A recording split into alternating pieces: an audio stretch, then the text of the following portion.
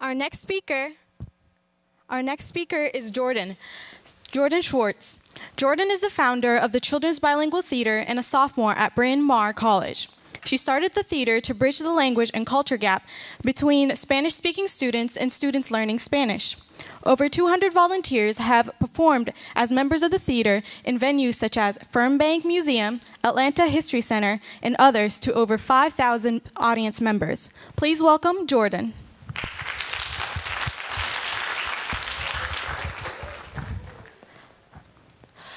So the Children's Bilingual Theater is a student-led nonprofit, very small, based in the metro Atlanta area, with a focus on theatrical and literacy outreach. My personal involvement in theater started when I was in the 2nd grade. My mom emphasized always that theater was the great equalizer.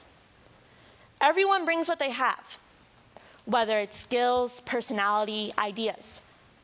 And when that all comes together on the stage and works well, the show's a success. The other thing that she wanted me to understand was commitment. In seeing a show through to the end, you learn that you can gain experience from both the good and from the bad. Looking back, I know this is true because every single experience I have had in theater has helped shape who I am. Learning lines, long rehearsals, difficult cast members, getting to know that feeling of a job well done. Theater's taught me public speaking, it's taught me study skills, it's taught me time management, just to name a few things.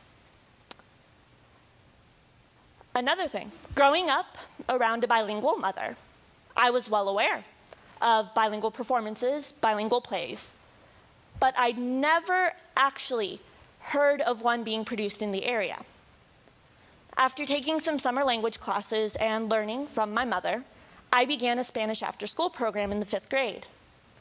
I'd also noticed that ESOL students, English speakers of other languages, rarely were participating in the school plays, school assemblies. My classmates working on their English skills and their Spanish skills needed a place to practice, because without practice, they weren't going to get better no matter how much they wanted to. So putting together a bilingual production just kind of felt right to the idealistic 10-year-old in me. So I shared my idea with some community leaders. Some of them became interested in mentoring the project.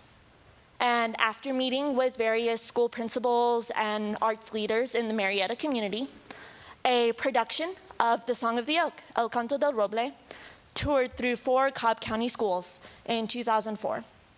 Since, I have gone on to produce 5 full productions, numerous literacy outreaches, and currently we are touring an anti-bullying campaign in partnership with Puppetoons.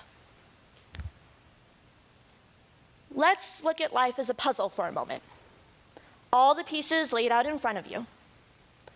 It's not until you take a good look and start putting them together that you see the picture. You. When I was 11 years old, I was diagnosed with Turner syndrome, a congenital disability affecting 1 in every 2,500 female births, where a missing X chromosome results in lifelong health challenges and complications. In researching my disability, I found a potential treatment that could greatly enhance my quality of life. However, this treatment was not covered by my family's insurance, and this treatment cost $125 a day. And I would need these injections daily for 5 or 6 years.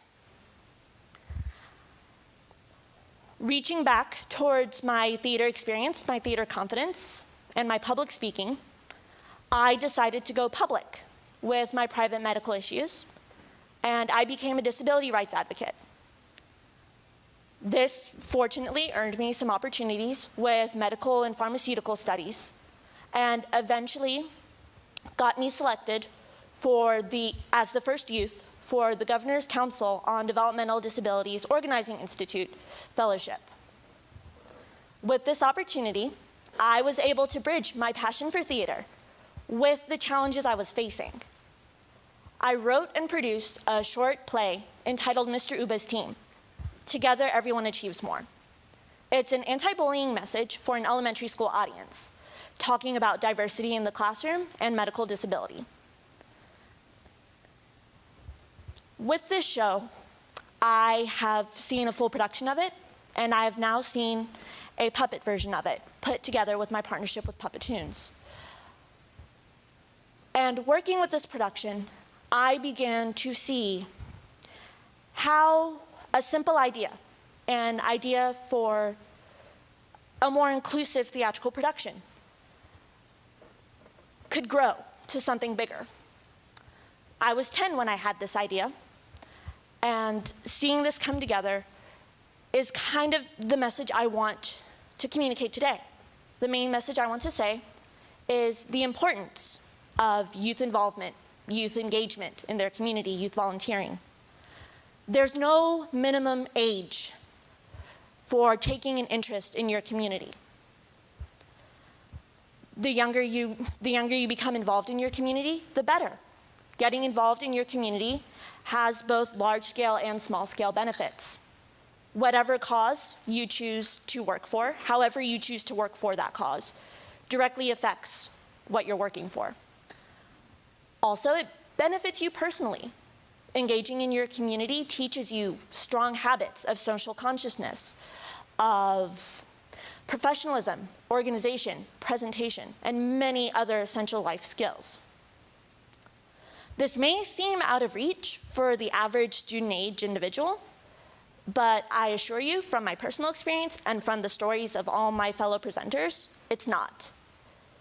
My journey with the Children's Bilingual Theater brought together community, casts, crews, volunteers, families, friends. But that's just my story with the project. Each of our 200 volunteers has an individual story with the Children's Bilingual Theater. One of our actors, one of our cast members, credits her CBT experience with that boost she needed to pass her CRCTs, the standardized test required to go on to middle school. Another one of our volunteers now is a proud holder of her Actors Equity card and is an assistant stage manager at a professional theater in New York.